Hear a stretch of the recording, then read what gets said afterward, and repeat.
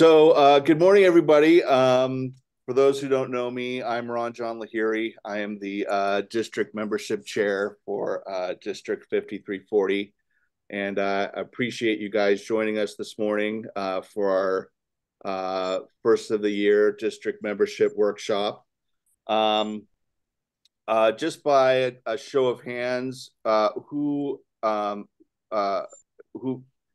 who is this their first membership workshop? Okay. So we've got some new attendees here, probably have some people also who have gone through this before. So really the goal of this workshop is one, to sort of give an overview of some resources and some issues that club members and club leaders, especially presidents and membership chairs, as well as, just members in general can uh, think about when it comes to membership and helping to grow their clubs and make the club experience a better experience. And I like the fact that we have a small group here today because I've already received some input on some issues that people would like to kind of share about. And I think it's much better for us all to talk about our experiences and share ideas rather than just listen to me talk. But I would be remiss if I didn't have a presentation to go through very quickly. So we'll get through that, and then we can talk some more. So let's see if I can do this here.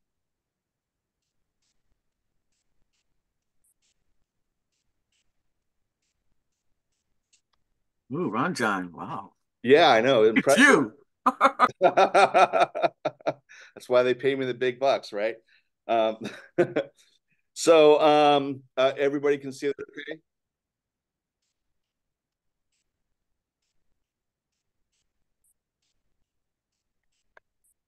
All right.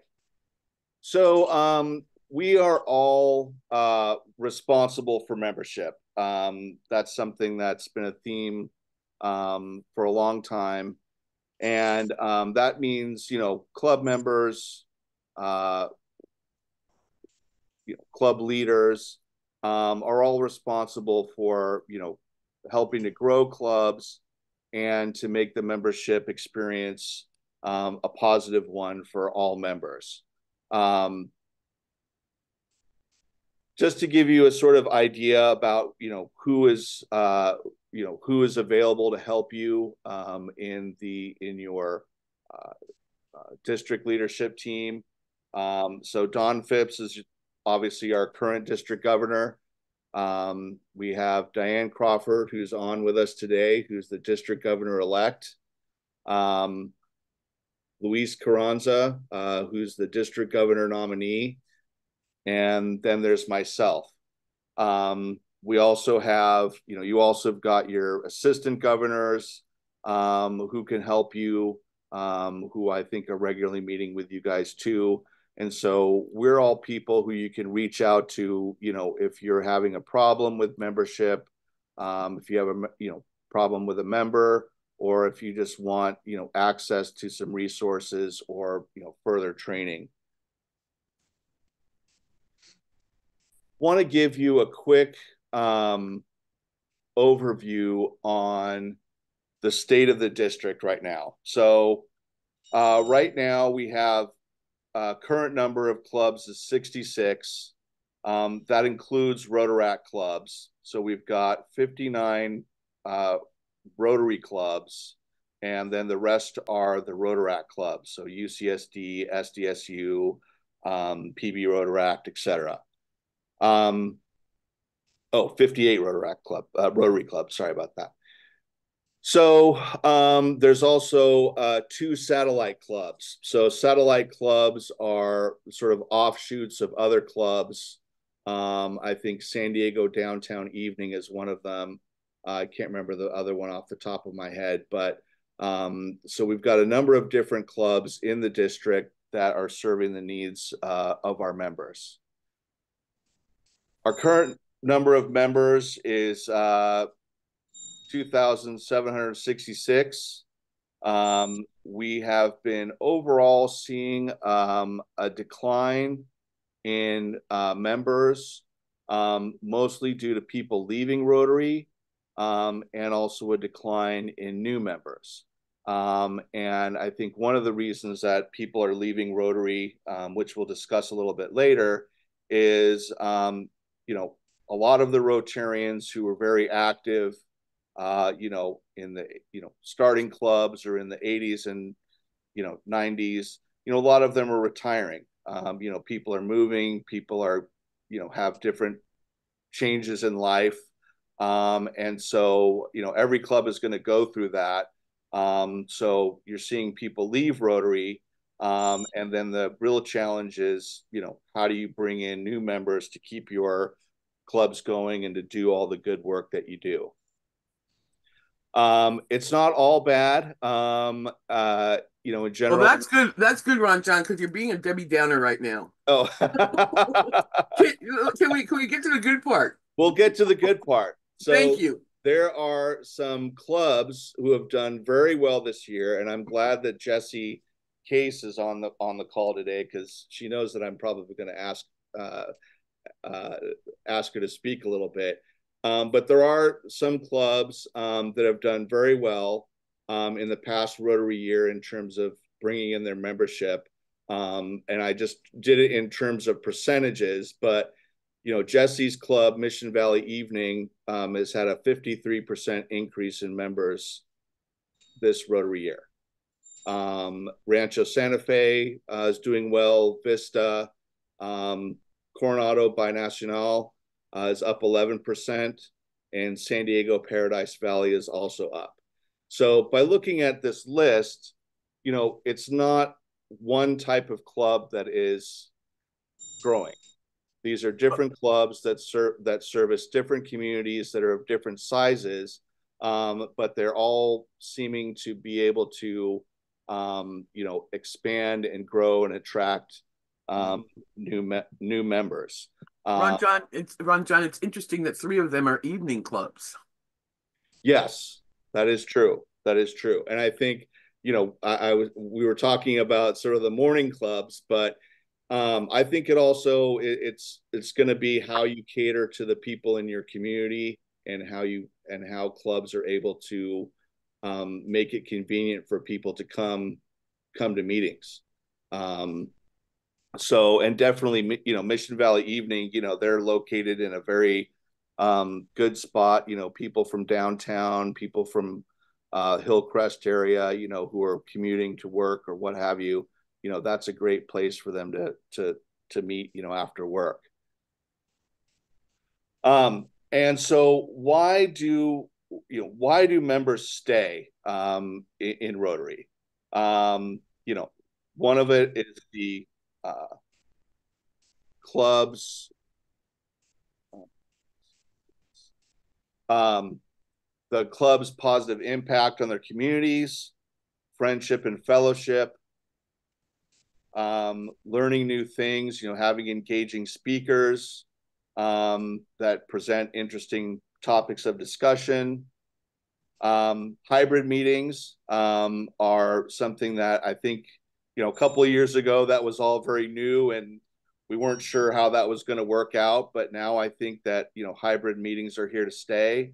So having that flexibility, I'm in the La Jolla Golden Triangle Rotary Club. And, we now have, hybrid meetings, and we have club members who, due to, various issues, health issues or whatnot, can still remain engaged in the club through attending the Zoom meetings. And some of them have 100% attendance just through attending those meetings. And the participation in the projects and participation in grants, the opportunity and ability to really make a difference through the resources that Rotary has available. And again, volunteering. I think these are all, you're seeing the theme here. I mean, Rotary is about service, it's about volunteering. And so these are the reasons that members, stay engaged and want to be part of uh, part of Rotary. Some of the reasons why members leave is they feel that the club is not making an impact, cost and time commitments, uninteresting guest speakers, club leadership, if they don't feel like they're getting a response from club leaders, or they don't get communication about what the club is doing. Personal circumstances, again, people moving, life changes, conflicts. Sometimes, some of the rituals of Rotary, depending on the club, some people, may not like that or grow to not like that. So these are all, that list came from a survey done from not just our district, but from Rotary as a whole. So, they do a lot to really survey members, and those are some of the issues that, people listed as reasons for leaving Rotary. So what support does Rotary offer? And so one of the big things that Rotary has is the Membership Leads program. So if you're not familiar with that, Rotary, the My Rotary website, RI, they have a page where people who are interested in Rotary can click, and those leads are assigned to various districts. So I get the leads and I communicate with people, and I try to funnel them or show them options for clubs, and connect them with people and clubs that they can visit and join. And so I know some of you have probably already received some of those leads. It is one area where, assuming that the member is interested, it's nice because they're already interested in Rotary. You don't really have to do anything other than, ensure, you're following up with those leads. So there's the link that they can click on. Just in general, if you're getting a lead contact, it's important to just make sure that you're following up with them, because they do have an interest in Rotary, and they want to become involved. We do have zone coordinators, Rotary zone coordinators, who also help. They mostly deal with the district membership chairs, but they are also a source of information and resources. To the extent that we can't help you, we can go to the zone coordinators. Your district leadership team, so your district governor, myself, AGs, we can all help you. Then we also have the RI Learning Center. So for those of you who don't know what the Learning Center is, on myrotary.org, the Learning Center has a number of training videos and training modules for club members and leaders. So I'll show you a snapshot of it later on, but it really is a great resource. They've got little quizzes and things like that, but they've got a membership module, how to be a club president module, modules on, foundation, all these things about how Rotary works, which, as any new member or any existing member probably on this Zoom presentation knows, learning about Rotary is like drinking through a fire hose. And so trying to learn about how everything works, there's a lot of information, but there's also a lot of opportunity out there. So the Learning Center is a great reference, especially if you have leaders or if you're a new club membership chair. Check it out, because there's a lot of interesting things that you can learn, and a lot of resources that they present. We also have our own District 5340 website that has a membership page that's in the process of being revamped. but right now it'll still have the same information once it's revamped. But we have links to the membership materials, handouts. A lot of the resources also that are in the Learning Center are also on our District 5340 website. So this is kind of what the page of the Learning Center looks like. So, you'll see that there's links to topics about club leadership, district leadership, membership. One of the aspects I think sometimes that Rotary clubs, especially perhaps in the United States, don't emphasize as much as they used to is the professional development and professional networking opportunities that Rotary offers. And so, that can be a significant draw for new members, especially younger members who are looking to enhance their skills, meet new people. So there's professional development modules.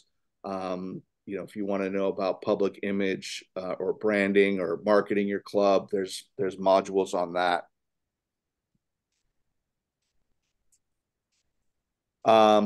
So here's just an example of some of the training topics on the membership. They've got best practices for engaging membership, online membership leads, a bunch of different topics. So, you can look at those at your leisure. And as part of your membership onboarding process, if you have a new member, one of the things you can think about is, having them look at some of these Learning Center topics and completing those as part of their Blue Badge requirements. It makes it a lot easier for them to, do it on their own time, and it's interactive. So they're all great resources. I've taken a number of these classes, and they're all very helpful. This is a view of what our 5340 membership webpage looks like. It'll be revamped as well, but we've got a number of links. There's links to the Learning Center, membership resources, zone resources. So it's a great place also to start.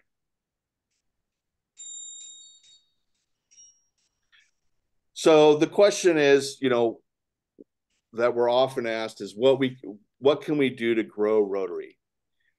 And one of the reasons, or one of the ways that we can grow Rotary is to enhance the membership experience and retain members. And so that's a lot to go through, but some of the ideas and some of the things that we should be thinking about are how are we providing friendship and connection and mentorship to new and existing members. That can be done through mentorship programs, whether it's a formal mentorship program in your club or an informal mentorship program, having like a Rotary buddy to help new members sort of navigate their way through the Blue Badge requirements, or how do I do a grant? I want to do certain project. How do I do that? There's so many things that people want to know, and having a friend who can help is beneficial.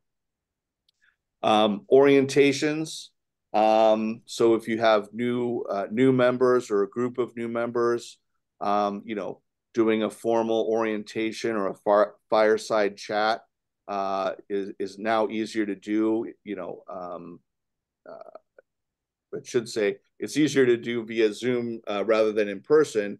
But I think a lot of times in person is also good. You want to build that fellowship. You want the new member to feel that they're a part of the club experience. And one thing I'll do is I'll touch on that is, we had a multi-club meeting yesterday, and David Oates spoke about Chuck Preto. And uh, he mentioned that, when he first joined the club, Chuck was one of the first people that came up to David Oates and introduced himself and made himself feel welcome. And, that was something that those of you who've known Chuck, have met him, know that about, about the man. But I think it's really important because that interaction created a life, a 17-year friendship, and collaboration. And so it's those connections, that you make in Rotary with, people like Chuck Preto, and getting to know people like that. That's really the lifeblood of Rotary. And so I found that rather, poignant in the fact that, Chuck was a new member too, and he approached David and, he befriended him and, wanted him to feel included. And so, that blossoms into a friendship, and it blossoms into Rotarians that, work together to become leaders, in Rotary and in the community. And so I think that's something that, we can kind of take away from, from that story is that, opening yourself to your new members and all of your members, is something that really, has a lot of benefit, and pays you back in the end. Another thing is, again, using the Learning Center, members, don't know all the opportunities that Rotary has to offer them. So, there's club roles, there's leadership roles, there's district roles. You can be membership chair, you can be a district governor, you can be in charge of grants. There's fellowships, Rotary fellowships that are available. There's Rotary action groups. So for those who don't know about those, there's the Rotary Action Group for Peace. There's the Rotary Action Group for the Environment. So these are different specific groups within Rotary that, and it's not just our district, but it's nationwide or internationally, that work together on certain issues. So it's a great way for people to connect with other people who have a specific focus or a specific desire, to serve in a particular way. This is always something that, I mention. There's the Rotary Cadre of Technical Advisors. So this is a program, that allows people with technical experience to partner with, clubs or projects around the world to lend their experience. So, for example, if there is a project in Africa and they are trying to look for somebody who has some engineering experience, this program, this cadre of technical advisors, can link someone, in America who maybe has some engineering experience or architectural experience to help them with this other project. So, it's a great way for people to use the business skills and knowledge that they have to benefit Rotary and to help others. And I think that that's something that's, sometimes overlooked, but it's another great program that's available out there.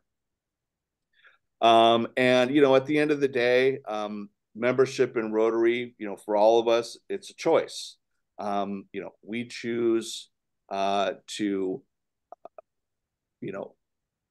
invest our time and treasure, into Rotary, and our members do that as well. And you want to make sure that choice is a worthwhile choice.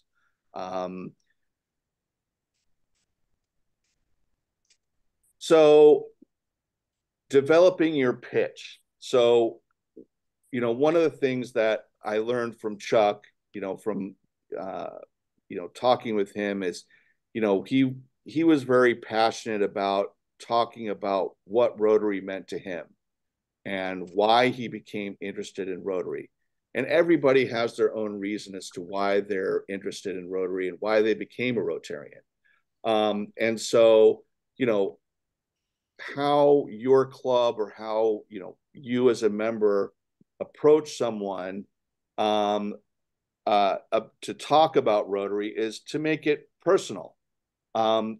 Sometimes you always hear the standard speech, Rotary, Rotary is an international service organization made up of professionals. It's got 1.2 million members, blah, blah, blah, blah, blah. And that's fine, but that's not, in my mind, what really makes Rotary appealing. What makes it appealing is the people, it's the projects, it's the opportunity to work alongside people that probably you never would have met in your life, but for Rotary. And I myself have met a number of great people through Rotary, and that's something that is important when you're talking to people about Rotary, when you're trying to get them interested in visiting your club or becoming involved, is how does membership in your club add value to their life? um it's gonna help their personal growth. Can they get involved if they're interested in leadership? Hey, we've got board positions, you can lead projects. You can enhance your professional relationships. While we're not necessarily business networking clubs per se, one of the great aspects of Rotary is that, now, if I have an issue, I mean, I'm a lawyer by trade. And if people ask me for a referral for someone, I know at least, a couple Rotarians who I will just refer them to, because I know that they're good people. I've met them, I've got a personal relationship. And so, there's that trust, that that if you, refer someone, that that they're going to be treated right. Again, leadership development, opportunities for community service. And I think those are all questions that you want to ask the person that you're trying to attract to Rotary: is what do they want, and what are they looking for to add value to their life, and how can your club help with that? And then the last thing is really, how can you tell someone about your Rotary story? Um, you know, just being honest and open about telling people about what Rotary means to you, what your experience is. And, everybody's story is going to be different. I'm sure with all the attendees here, I'll probably get, 18 different stories about why they joined Rotary. But making that connection and making it personal is going to be something that's going to really help, not only bring in new members, but really connect with the new members in your club. So all of those are great ideas. And how do you put all of these things into action? I think it's important to develop a long-term vision for the growth of membership. Some of you are probably board members. And so I think it's important not just to do it on a sort of a year-to-year basis, but have the club really sort of have a plan in place to ensure that there is a long-term vision for growing membership. And then, once you've kind of identified what your vision is, what do you need to do to achieve those goals? And then what systems can you put in place to achieve those goals? Each club is going to be different. Some are small, some are big. Some really want to add more members. Some are happy with the way they are. Maybe they just need to fill in a couple people, or they don't really want to grow. But being creative, what do you need to do to achieve those goals? And how can you get your membership, not just your club leadership, but your members excited about membership and helping the club grow. All right. Well, that was actually pretty quick. So since we have such a small group, today usually we do breakout sessions and things like that, but I wanted to sort of open it up to the group to sort of talk about some of the ideas and that we've talked about and some of the experiences that people are having. And I'm going to pick on Mary Stanton because she was the first one to log in this morning. But she raised a really something that was really important that I had not really thought about. But her question to me, or an issue that she wanted to sort of roundtable, is that she's with the RB Sunrise Club. And well, actually, Mary, why don't you pose your question to the group? Well, I find it's a challenge to find potential members these days. Of course, we've gone through COVID, and we're all on Zoom. We are not working in the business atmosphere, the buildings that we worked and going to luncheons that we had. I felt when I first started 15 years ago, it was so much easier as a membership chair or just part of the club to attract people that we thought would be just wonderful within Rotary, and we would like them to check out our breakfast club and our speakers and so forth. And I find finding those people more difficult. And then, of course, having them join or be potential members, but come to those 3 consecutive meetings, get to know them. If they're on Zoom, you can't get that feel one-on-one with them and that fellowship that we're all looking for. So that to me is a challenge. We have over 50 active members, but we certainly would like to grow. But how do you find those potential members in the climate that we're in? And I think there's 3 aspects to that, to her question. One is, obviously with hybrid, work, taking people sort of out of the traditional areas of business, but also, with clubs and club members who are, getting to the age of, retirement, or they're, scaling back on work, and they're not in those traditional work circles where you run into people. You're not talking to your banker every day, in person, or you're meeting people in person. So, it's a challenge to, sort of find and connect with people that you want to invite to clubs. So I'm going to open it up to the group, to sort of share, who's got ideas on those topics, or, things that are working for their club or things that are not. Niels?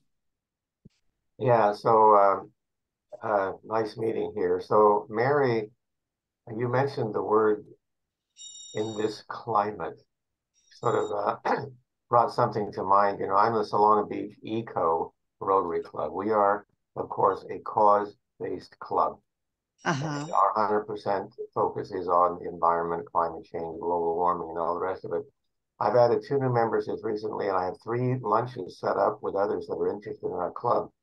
The point is, I think that if more clubs were had a part of their focus on this quincentennial issue of the day, namely climate change, I think you'll attract more members, particularly younger members, because they really get it, that something has to be done on a wide scale basis. So that cause, I think, will attract if you can put some energy into it. Okay. Great. Dee, you have your hand up too? I have my hand up. So I have been in Rotary since my 20s. You can look at the picture, decide if that's more than a year or 2. And I was president at the turn of the century in the Rotary Club of Del Mar, the other Del Mar club. We had someone step down from being membership chair about 16 months ago, and I raised my hand again. And so I've been membership chair ever since. And what made it easier for me was at that time, and to this day, I was still the person that wrote all the articles for the newspaper and made sure they got in and increased our presence in the community. It's a little bit of work, but if you can make it, if you can report on your fundraiser and how good it turned out, and the fun meetings you do, and the demotion party, and pictures of your new members when they are inducted, you'll get some press in your local community. It may not work in downtown San Diego, but in sizes like yours and mine, it will. Okay. We've lost members. They've died. We've lost about half a dozen so far in the 16 months I've been in charge. So, that's really hard to balance. What we have done, and I think we may have a record for this in the district, is couples. We have about 10 or 11 couples that are members, each individual members, not as a team. The love connection, yeah. Yeah, and we do a social absolutely every month. Okay, an we're internal doing social. socials every month. Huh? It does help. We are doing the socials every month now too. And that kind of helps people go, gee, this was fun to go to. I wish my spouse, partner, whatever, was here with me. Mm-hmm. Yeah. So we are very family oriented. And the third thing that I think is really important, and the men can just smile, but if you get 50 women in a room, sometimes it isn't always smooth sailing.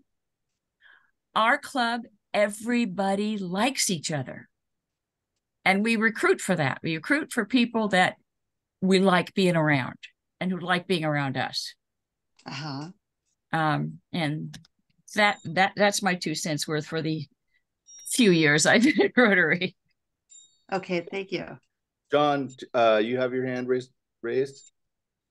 Yes, absolutely. Thank you for the presentation here. This is a hot topic for our club over at Old Mission in San Diego. We do so much great work, and however, our membership is dwindling. And so we meet at the lunch slot.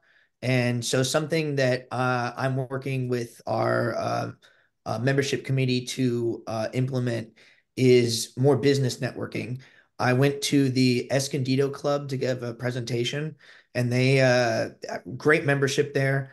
They had a whole table dedicated to business networking, and we mentioned climate change and hot topic words. I think one of the hot topic words for young professionals right now is the side hustle. And so a lot of people, they have a second profession, they have something that they're trying to market themselves as. And I think having a formal place where, when you come to a Rotary meeting, there's a sign up that says, hey, this is for business networking. Sit down at this table and engage. And having members who are dedicated to, maybe growing their own business who sit in and head that table. I know that right now we're leaning towards more monthly socials as far as the flagship for business networking. I think that's a great idea. But just when I saw that for the Escondido Club, I was like, man, that would really appeal to these young entrepreneurs. And so that's kind of my 2 cents, is focusing on the networking component in order to encourage these professionals in their late 20s, early 30s, up into their 40s, who are always looking to add on another source of revenue. That's a very good idea. And one of the things I think that, the areas of focus for Rotary, we've got, peace, and we've got community service and youth service, but, there also is the vocational service, aspect of Rotary, which is really focused on how members can use their vocation to provide service. And so, one of the things that our club has done with vocational service is, allowed, we've had, we've tried to have, presentations by members of a particular industry group. So we'll get all the realtors together and they'll do a presentation on what's the state of the real estate market. Yeah. Or we get the financial advisors, everybody loves that. They get a ton of questions about, how can I get rich in the next, 12 months? Huh. But it's also a good opportunity for, and I think that's a great idea for young members. Hey, come talk to us about your business. What do you do? Maybe you make them a sponsor. Maybe you make a business member or a member of the community.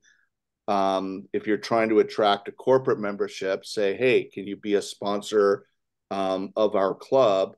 And we'll put you in our newsletter and, maybe have them be a speaker to talk about what their business does. So I think there's just got to be, it's hard to make those connections, but I think businesses really want, the exposure. And there's a way to make that connection. So I'm going to pick on. Well, Can I add one more thing in? Sure.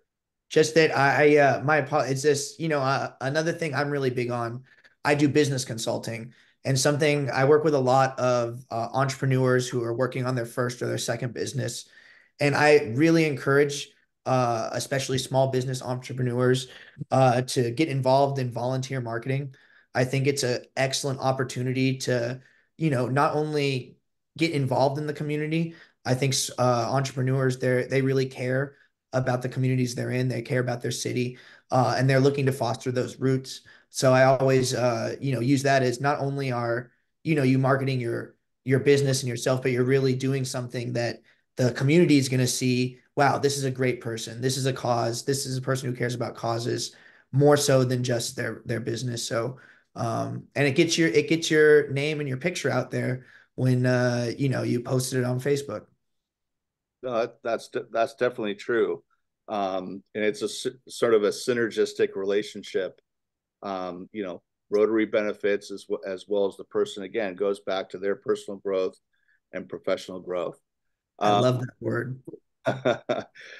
Jesse, I would be remiss if I didn't pick on you. Not pick on you, but I mean, your club, Mission, has grown by leaps and bounds, especially since you took over. It was, relatively small club. It seems like you've added a lot of members. What are some thoughts, and experiences you can share with us? Sure. Well, we started out a very small club, so it's not like, or we've grown from 8 to 17. Our club is now getting to a good size where we're like pretty happy with how big it is.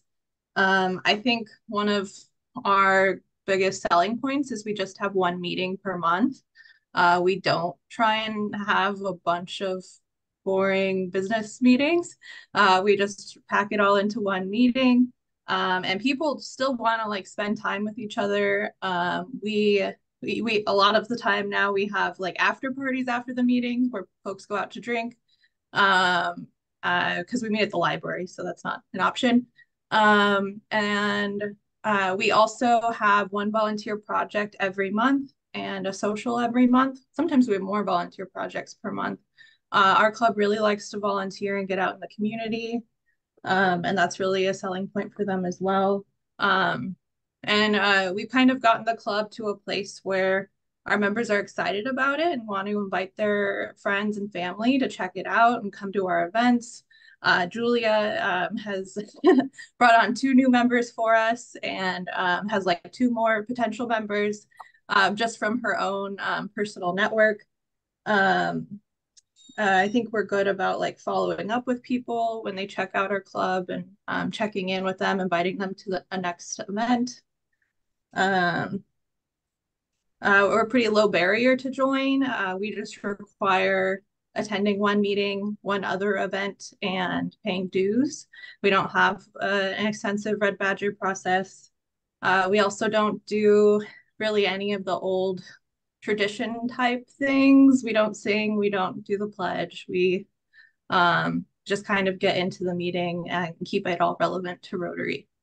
So that's kind of what we've been up to. Is So that it's about flexibility, right? You have to be Yeah. flexible. You have to offer options to your members. That's what they're looking for, especially if you're a lunch club, because people don't have time for a 2-hour lunch anymore, right? Right. So you Yeah, I have would to be never able have to time get for them that. in. Yeah, you have to be able to get them in and get them out. Mary, one Mhm. of the things I wanted to mention to you, you need to think about taking the Rotary meeting to your potential members. I was just there taking a tour of the Oasis Center in your area, and the director there is a Rotarian. This place was a beehive of activity of retired people taking all kinds of classes, seminars, working out. To take your Rotary meeting there and host the breakfast with a subject that's important to them. Maybe it's technology, maybe it's I don't know, ID safety, whatever it is. That exposes you to a lot more people. So think about taking your meeting to them. So when you say it's a breakfast meeting, how are we going to be taking our meeting to another location? I'm not following that. Well, you could try out a lunch meeting and sponsor their lunch and have the topic, have the speaker with a topic that's important to them. Maybe you just try it out once and see what happens. Why can't Oh, you have your breakfast meeting at that location and we invite have the tried different locations. So if that's what you're saying, we have tried that. okay. And it's just a matter of doing it maybe several times. Yeah, And it's not really about the location, it's being able to expose yourself to a new group of people. okay. So however you can do that, whether you sponsor a seminar at that particular facility, or you bring your meeting there, or you just host a coffee for them. It's about Okay. exposing. Yeah, like that's a great, actually, that's a great idea. Is, just, hey, there's a community center or a senior center or something like that. Say, hey, we'd like to buy, coffee and bagels and come talk to you. And maybe you get a speaker and, have an informal, have a meeting and expose those people to Rotary. And Diane, I apologize. I was gonna have you talk a little bit about what you learned at your I'll seminar. do that at the end. This is more important. It's more Okay, important that we all talk together. yeah, So keep for going. sure. So yeah, I mean, I think, and it is a challenge. I mean, our club we recently moved to the UCSD faculty club where we're having meetings, and so it's challenging trying to get. We're surrounded by all these tech companies and tech entrepreneurs and teachers, but it is we're getting there. But you have to reach out and really make those connections and make them want to come visit your club, um, and make it attractive, for them to come visit. What are some things, I guess, in this era, in terms of, Dee mentioned, writing articles in the paper and putting things on Facebook. What are some things that people are doing, to sort of get the word out about their club, whether it's, going to a farmer's market and setting up a table, or, inviting the public to a project to sort of gather, invite members. Is anybody doing something, that they feel is unique or special in that regard? John? Yeah, thank you. So at Old Mission, we've developed a media committee. We are one of our club's largest problems is the membership, and exactly what we've been talking about, that members are not in as extensive of professional circles. They're not able to just bring people from work. So our media committee is training everybody on the use of Facebook.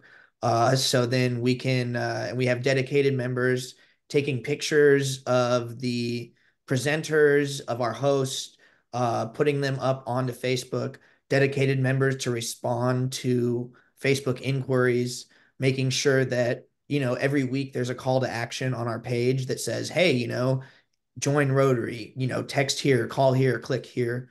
I think one big thing, one struggle we're dealing with is not having an actual sign up link.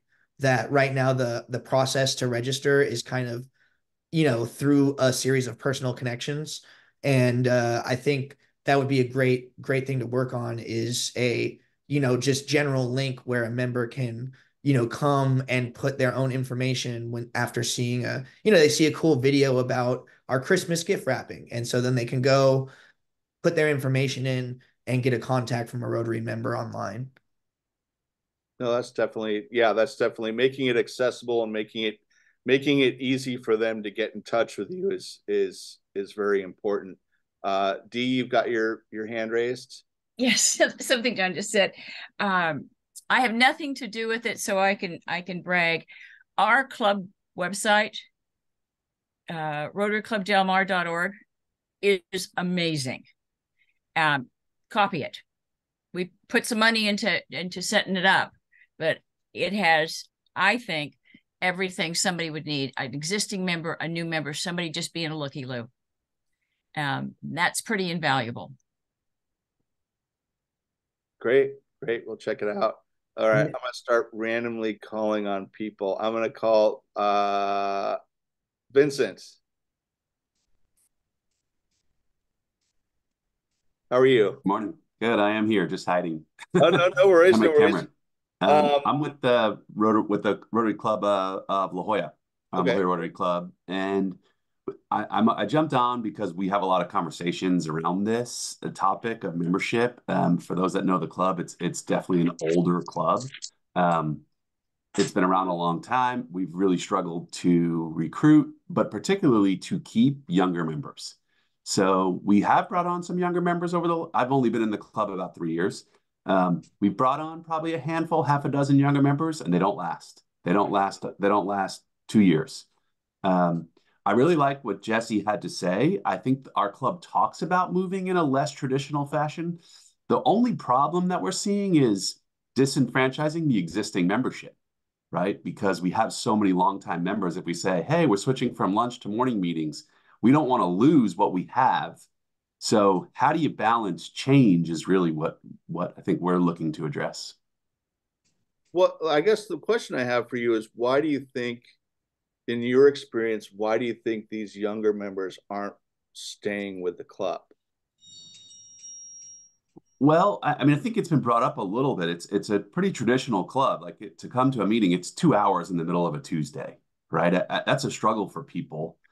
We're finding younger people are often, they're kind of rarely in San Diego. They're all over the place. And so to find consistency to come to a 2-hour meeting on a Tuesday, and there's a lot of meetings. It's like, you got to come to this meeting and then this meeting. And then, so we think it's just somewhat overwhelming, and there's somewhat of a disconnect because there's not a whole large pool of other younger people. And so I think there's a social element that they're kind of saying, hey, I'm not really feeling that. And then the commitment level is maybe too much. Yeah, well, that's one way that, I don't know if you guys do hybrid meetings or not, but, that's one thing that you might want to think about is, having a Zoom option, so that your younger members, if they're traveling, for work or what have you, they can call in, and at least participate in the meeting.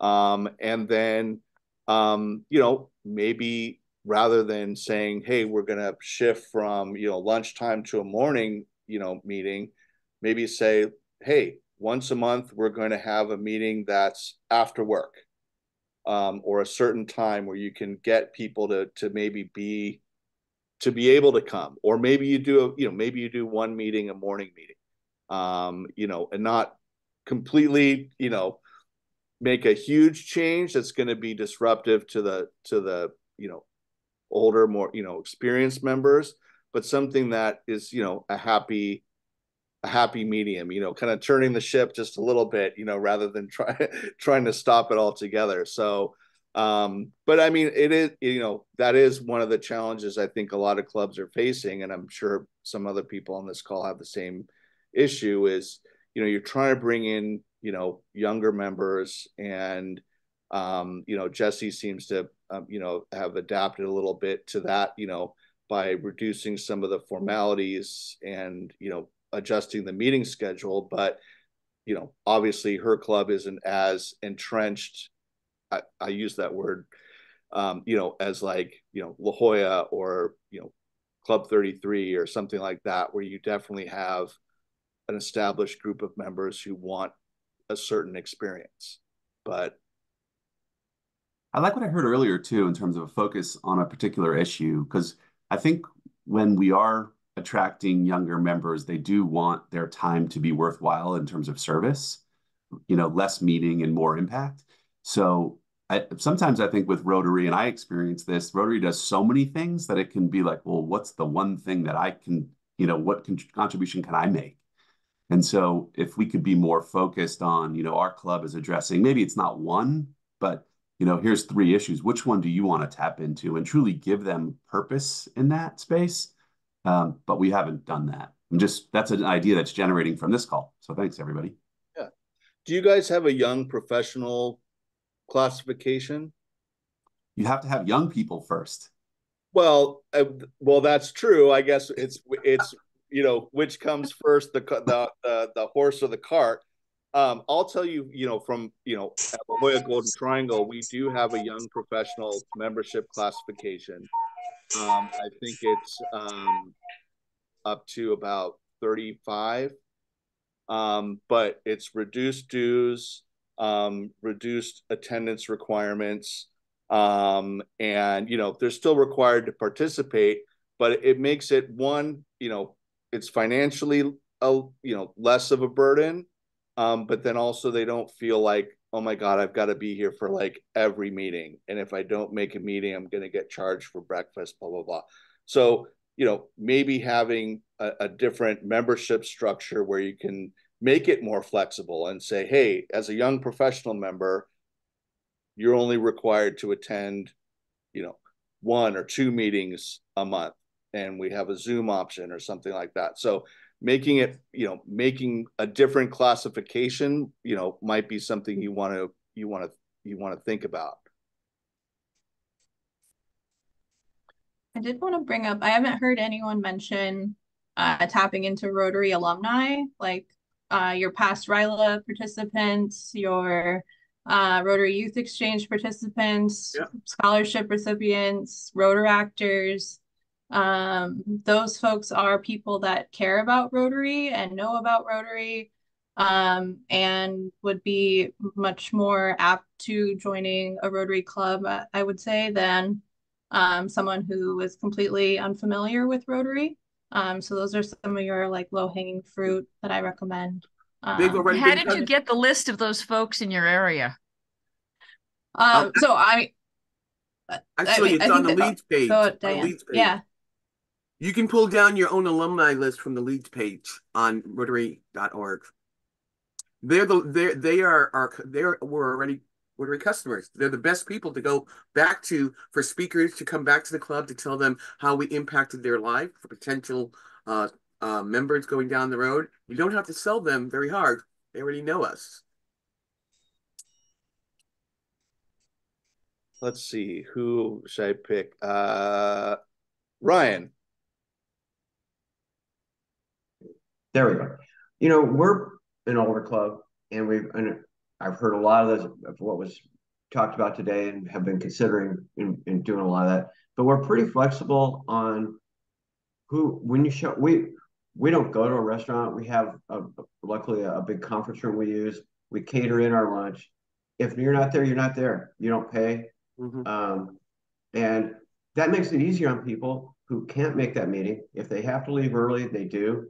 But kind of listening to what Vincent was saying is like our membership might not be too cool with moving away from traditional, like the Pledge of Allegiance and stuff like that. But that's one of the things I'm really considering next year to make the meetings a little shorter. Plus going through like you were saying, Jesse, socials, or we're going to do a project at one of our meetings at the end of the month or next month.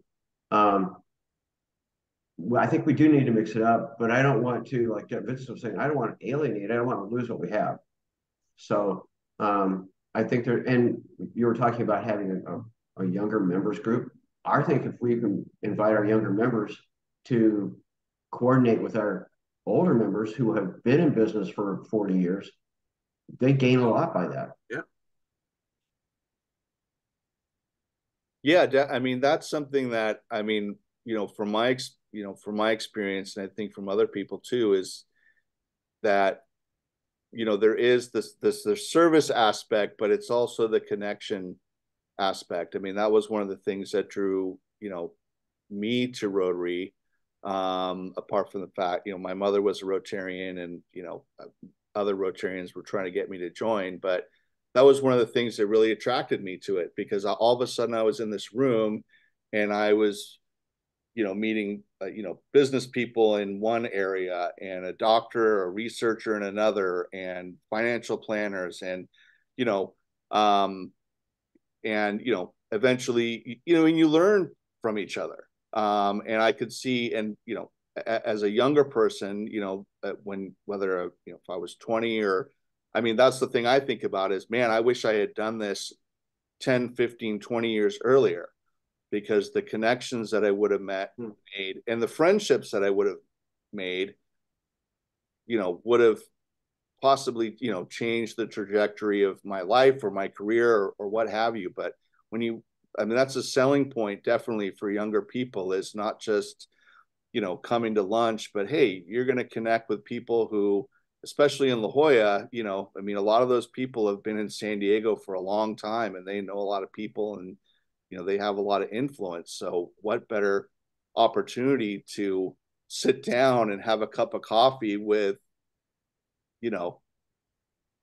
so and so, and get to know them. You never know where it might lead. It's just the opportunity to make those connections. Barbara, I'm going to pick on you. Good morning. Good morning. As a result of the last training session, I think it was in the summer, might have been in the spring, we've really gone forward with quite a bit of planning for change around recruitment and retention. So this is really valuable. I thank everybody for sharing. We are actually going to set up a young professionals or / associate member in our club.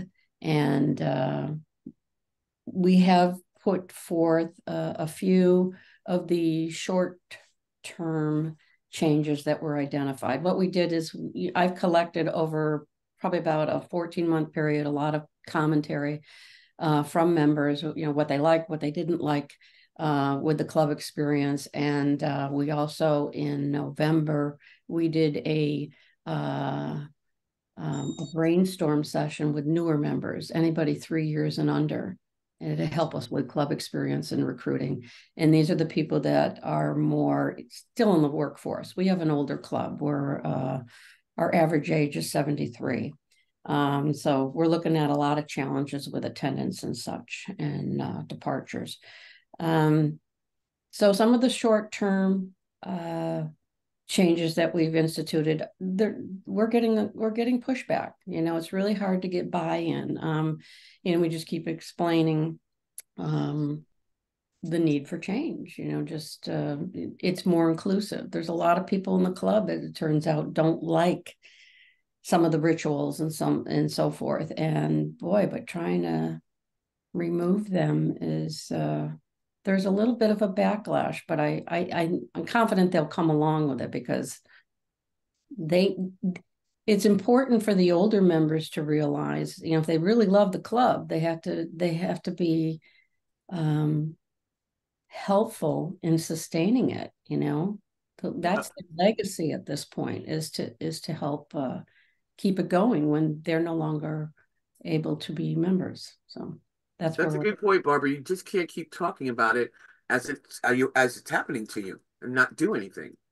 Yeah. Well, we have from the brainstorm session, we went ahead and we put together an media group that went through all of the commentary. It was hours and hours of putting down the commentary and categorizing it, and then going through and looking at how we could change it, or what the suggestions for changes were.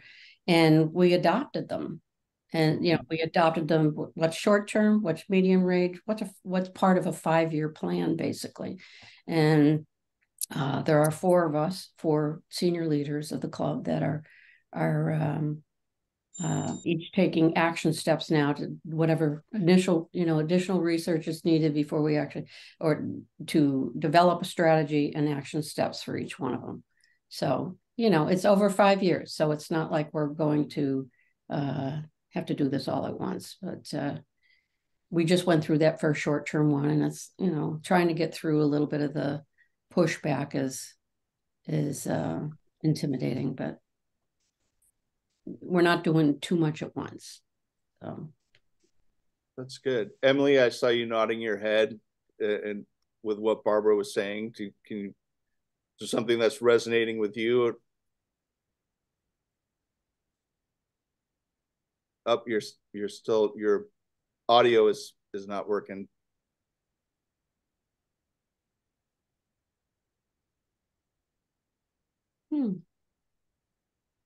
Shion? Is it still working? No.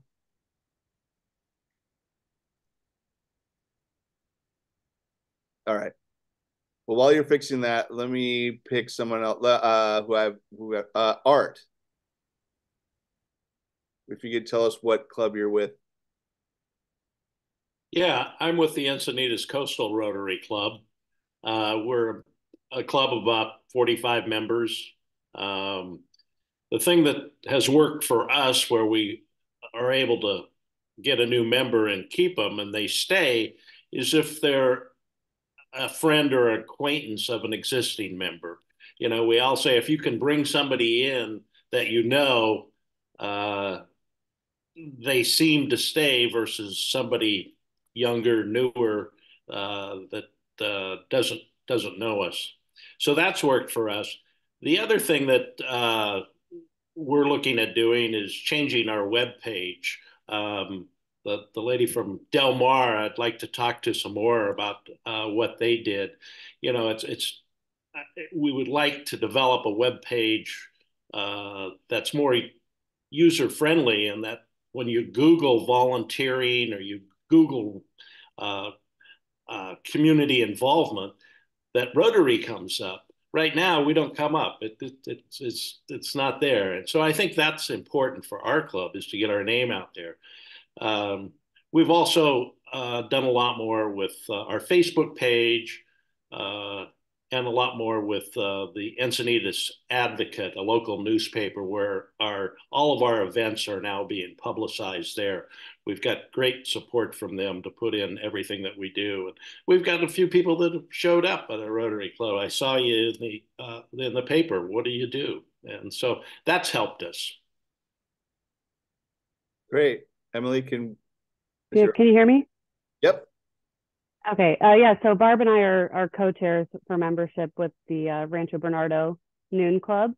So I was involved in the whole process of talking to the newer members. I'm one of them. I just started as the membership co-chair as of January, so this is all kind of new to me.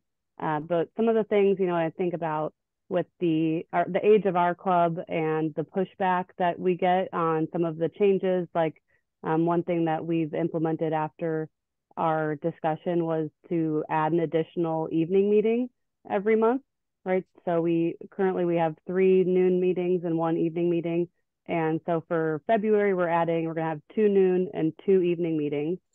And to kind of help with the older members that were kind of pushed back on that, we put together a kind of like a transportation club around it, where some of these older members who may not be able to drive themselves to evening meetings, and that's a limiting factor to them.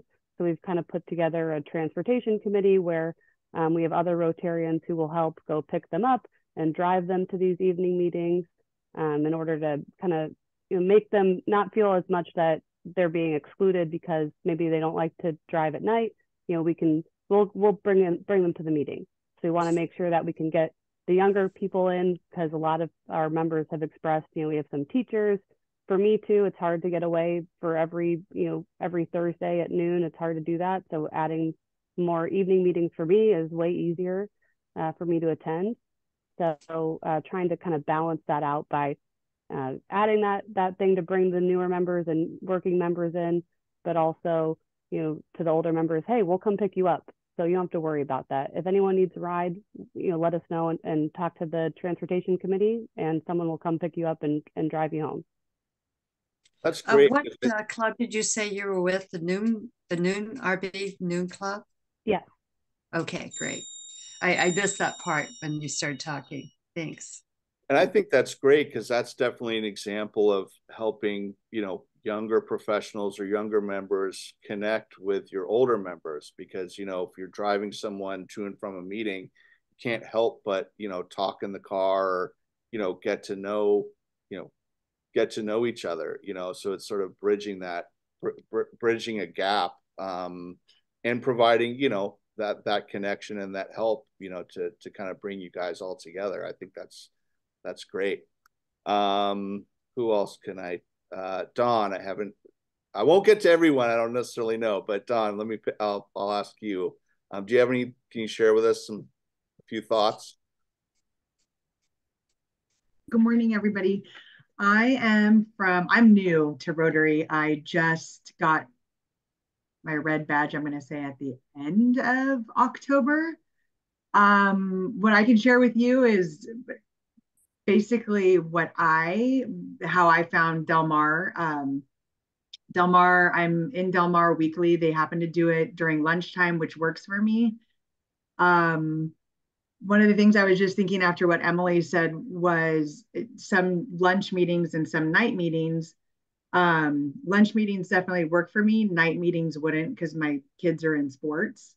But I do like the mix. I also, what I liked about Del Mar originally was they do meet weekly. There is no pressure to be there every week. If you can make it every week, that's great. If you can make it once a month, they're completely okay with that too. One of the things I enjoy the most is our speakers. And then they do have a lot of volunteer projects, which is one of the big reasons why I joined Rotary, was for volunteer. They do a lot of volunteer. I think they just posted there's 4 upcoming projects that are coming up that they have. So I do really enjoy that. I have enjoyed meeting a lot of people. I think the big thing that everybody's talking about for me is I would say, I don't know how to, like, the no pressure thing. If you can make it every week, great. If not, come once a month. You're welcome anytime you want. I haven't made a social night visit yet, but that's because my kids are in sports. So I hope to make one of those soon. Other than that, I'm really new, so I don't know a lot about Rotary. I joined today to kind of learn more about what's going on and other people. Yeah, well, welcome to Rotary. And I definitely, your club is a great club, very energetic. They're very active in the community. I would definitely encourage you to, check out some of those resources like the Learning Center, and some of the other resources, because you've probably learned there's so much to Rotary, that it's hard to kind of wrap your head around it. But there's a lot of opportunities, for district grants and international projects, and it's all depending on what you want to do. That's the great thing about Rotary, is that if there's a project that you want to do, there's someone in your club or someone in the district who can help you do it. And it's all just about, trying to find those people who can help you. And it's great because they'll be over the moon, to help you. I mean, yesterday at our all La Jolla Club meeting, we did a presentation. We're working on a project in Ensenada to, help paint and do some electrical work at a school. And another member from one of the other La Jolla clubs said, oh, by the way, I know an electrician in Tijuana. If you guys want the help, we'll pay for him to help you install the lights. So we're trying to get a district grant to install ceiling fans and new lights in this school, because the kids, the lighting is awful. And so just by meeting each other and talking about what you want or what you plan to do, it always seems that there's a Rotarian who says, I know somebody, and you get a connection. So you just have to keep exploring that and absorb as much as you can. Let's see. Marnice, I'm gonna call on you. You've got nice orchids on your page. I'm listening because I'm getting a lot of ideas. We have a small club and we do a lot of good things, but we need to work on maybe a different structure, or maybe the 1 month, one meeting a month and a social kind of thing that we don't do. So I'm just getting a lot out of this. I'm sucking it up. This is I did part 1 and now I'm doing part 2. I see a couple of my members on here, so I'm really, really stoked about that. But I'm learning as we go along. So thank you. Great. Well, happy to, anytime if you need some help, Diane and I are here for you guys. So absolutely. Thank you. I got 2 more. Let's see if we can hit you. So, Julia.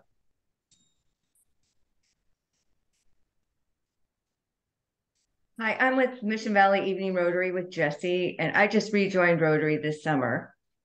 I think the thing that attracted me to that club was all the changes, the once a month meeting format, the social, the service projects. And my husband joined. He was previous Rotarian too, so he rejoined. And then another friend of mine joined. And I have to say, I don't think either one of them would have joined a traditional club, to be honest, with weekly meetings at lunch, 2 hours. I mean, my husband has his own business. They just probably wouldn't have done it. So the format and the changes Mission Valley Evening have made actually got all 3 of us in. If you don't mind my asking, sounds like you and your husband were prior Rotarians and then stopped. Why did you guys stop in the first place? We both got too busy, basically. I was in what is now the La Jolla. It was La Jolla New Generations, not San Diego. Forget that. Yeah. And he was in Del Mar Rotary Club, actually. We met through Rotary too. So that was another attraction to get us back. So the 2 other friends I have, they're interested in one, and I was a GSE team member back in 2001. So just like Jesse was saying, getting the alumni, the Rotary alumni, that's a great source. So one of my friends that's interested in joining was also on the GSE team member. Okay. Well, we're glad to have you back, and I'm glad that again, this is a great example of how a different meeting structure or a different approach to meetings, can bring people back in the fold and make the Rotary experience fresh, I guess, again. Yeah. Esther, I'll call on you since you've been waiting there patiently. Thank you. With El Cajon Sunset, and my niece just spoke. She's my president. Just like she said, we are a small club, and I honestly think recently we've done a great job of having new members, but I think the challenge might be just retaining them. And I'm sure from what I'm hearing, there's something we haven't done that we need to be doing.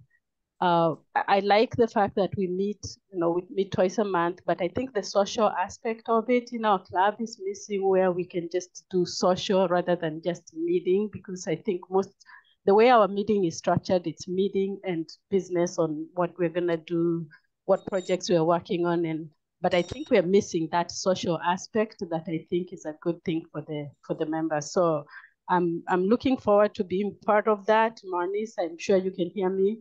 And also maybe having a structure where we have speakers that are focused on maybe more on what we do. So I think the retaining might be what we need to work on, because I think this year we've done a good job of recruiting. Okay, great. Niels, you've got your hand up. Yeah, I just got to thinking, one of the things that came up was that the thing that sort of helps with our retention is to have good service projects that people are really interested in participating in. And I was mindful of the fact that we've done some shared service projects with other clubs in our area. And that can be kind of an inspiring thing to do for members to actually participate in service projects where you're helping also, you're helping another club basically as well, whatever the service project is. We've done something with Encinitas Rotary, also with the Coastal Rotary. And I guess probably our assistant governors are the ones that maybe could coordinate some of that a little bit more, I guess, in our various areas. But I think it works well for inspiring people to stay. Great. Yeah, I know one of the things that, and I'll let Diane speak as well, but I know one of the things that we're trying to do, hopefully, is get a mechanism where clubs can publish their projects, so that other clubs can know, if there's a project that they want to join in, or really kind of get that more connected. Because I think that it's beneficial for the clubs. And it's also beneficial for, if you've got a project and you want to invite the public. So if you got a beach cleanup or something like that, and you want to really reach out, Art mentioned that, when you do a search on Google, and it is challenging. I mean, we've had members say that they've done a search on Google and for volunteer, and Rotary doesn't even come up on the first page. So it's tough. I think that's probably a website issue, or SEO, Google, however you do that. But there's also other websites too, Volunteer Match or something like that, or where you can, if you have a project, you can probably link up. And I think that San Diego Coastal actually does a lot of that on Volunteer Match or other places where they actually advertise some of their projects. But last but not least at all, Diane, you went through you met our incoming president, you went through all the training and learned something more about membership. So I'll invite you to kind of share what your thoughts are, and maybe what your vision is for your term. In the last 2 minutes? We can go a little bit over if everyone's no, we start and end on time. Listen, I just want to tell you, if you've never attended one of Rotary's international events, you're really missing out. It was an experience that I'll never forget. One that was filled with it was a lesson in culture and geography and history and Rotary. To see 580 of my counterparts from all around the world coming together, talking about the same things, and you might be surprised to learn we all have the same issues, exactly the same issues. We spent 5 days talking about the solutions, and they were incredible. So many young people. It was exciting. It was vibrant. It was energetic. They don't know what they can't do, and they came up with a lot of good things. Some of the things I heard about was Rotarians that only are members for projects. That's all. They belong to the club. They don't come to the meetings. They only go to the projects. They pay a smaller dues, but it worked for them. They're flexible. That's really been working great for families, family-based clubs. That was a big thing there. Cause-based clubs like Meals Club for the environment. They have a club that's a impact club.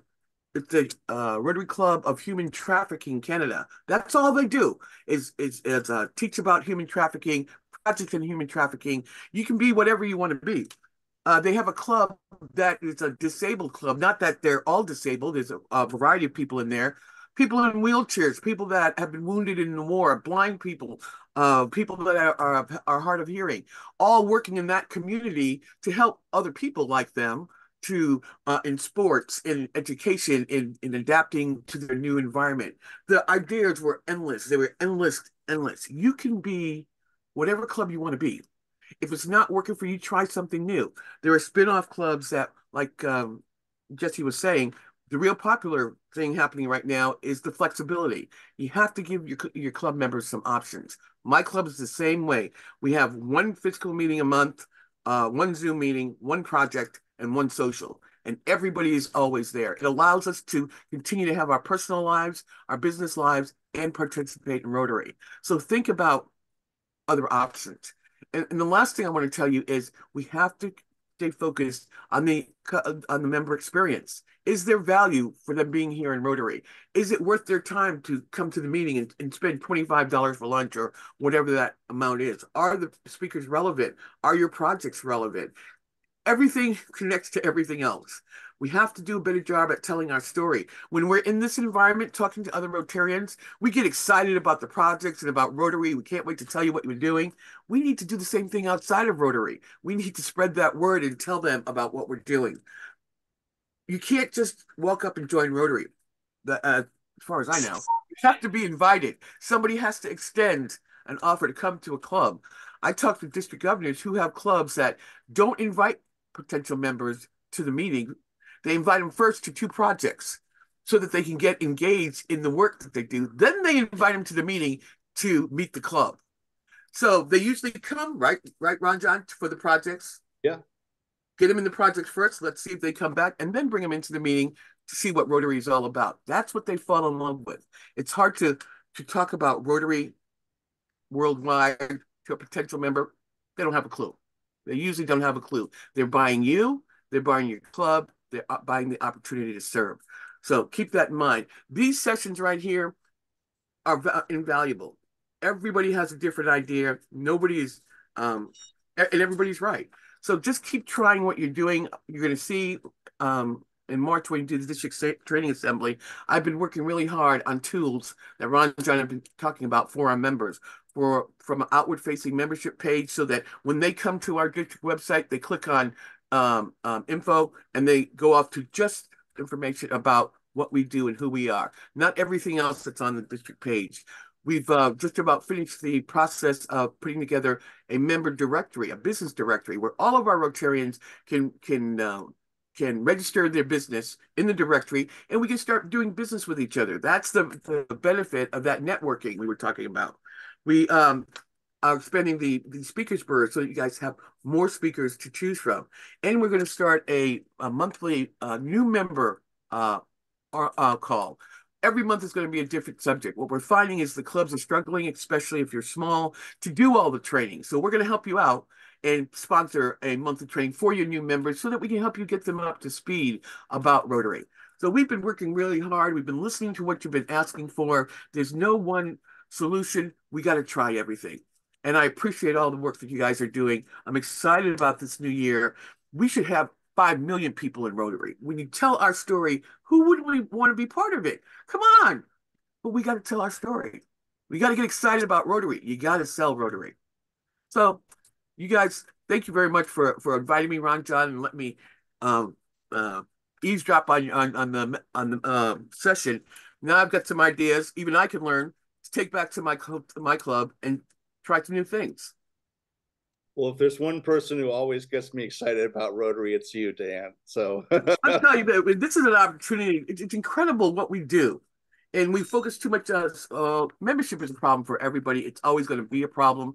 Okay, let's just acknowledge that. And let's just try to figure out what we can do to keep pushing forward. Because the list of things that are wrong or have to be fixed just keeps getting longer and longer and longer. We need a lot more people. A lot more people. So, well, great. Well, thanks everybody. We're a little bit over time, but I really do appreciate everyone's comments and insights. I thought it's really great, and I really enjoy the fact that everyone here is able to share their insights and their experiences and share ideas. I mean, that's the only way that we're gonna get better. So I will send a recording out of this Zoom call to y'all, as well as the slides that I showed. And again, we're here to help you. If you guys have any